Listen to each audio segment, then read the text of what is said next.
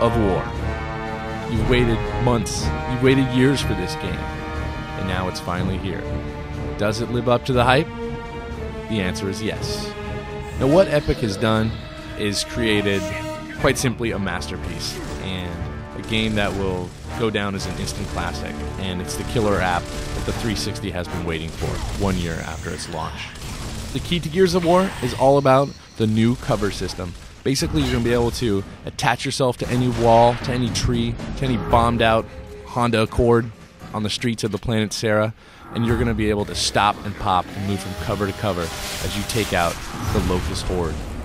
Now, the great thing about this stop and pop gameplay, as Epic calls it, is that you really have to use what I like to refer to as fast tactics. You're going to use flanking maneuvers with your four-man squad. You're going to try and get around behind and to the sides of the Locust, and from behind cover, you're going to have to stop, look up for just a split second, get off a few rounds, and get back into cover, because on the harder difficulty levels, a few seconds out of cover, and those guys are going to hit you with a headshot, and you're going to go down. Personally, I recommend ditching the casual difficulty level altogether. It's a bit too easy, even though there is a significant challenge down the line in the final stages. The hardcore is a great place to start out, because immediately from the very first map, you're going to feel challenged as you work your way through the planet Sera. Now, the great thing about Gears of War is they've really created a fantastic atmosphere on the planet Sera and all the different environments you're going to see. You're going to start out on the bombed out ruins of a city, and the architecture just looms over you. These old Greek and Roman inspired temples, just, stories high. And it really is such a beautiful game to look at, just to look at the buildings. And then you're going to move through a village at nightfall, and it's spooky, and it's kind of a survival horror map. Then you're going to go through these glowing mines. You're even going to get in a minecart. You're going to get on a speeding train. It has a ton of great-looking environments, and they all feel distinctly different from each other. My personal favorite aspect of Gears of War is cooperative play. Via split screen, locally, or on Xbox Live, you can play two-player co-op missions all the way through the single-player campaign. And it's really as if Epic designed the game to be a co-op game.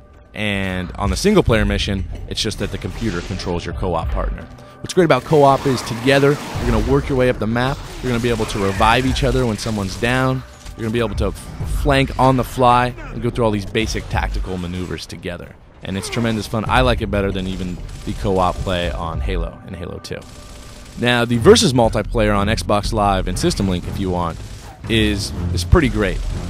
It's basically a team deathmatch / last man standing, and it's only 4-on-4, and the maps are pretty small, but the action is tight, and you really have to work together as a team in order to win. And I've had some great moments where I've jumped out of my seat screaming because I've chainsawed somebody, and then they chainsaw me right back, and another enemy sneaks up behind me. So you're going to have plenty of fun playing multiplayer. The only problem with it is there's only that basic mode. There's also a kill the leader mode. There's also another mode called execution, in which they have to come up and chainsaw you in order to finish the job. But basically, it's team deathmatch. It's 4-on-4. And I would have liked to see some capture the flag. I would have liked to see even just an 8 versus all original deathmatch.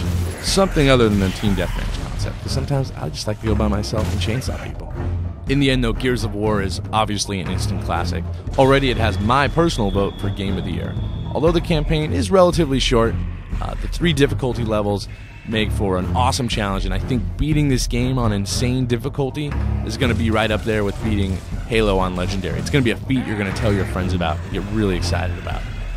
Gears of War doesn't go too deep into the story of the protagonist Marcus Phoenix or the planet Sera, but you can tell that Epic has created this great atmosphere, and there's going to be sequel after sequel. There'll probably be a movie in the works.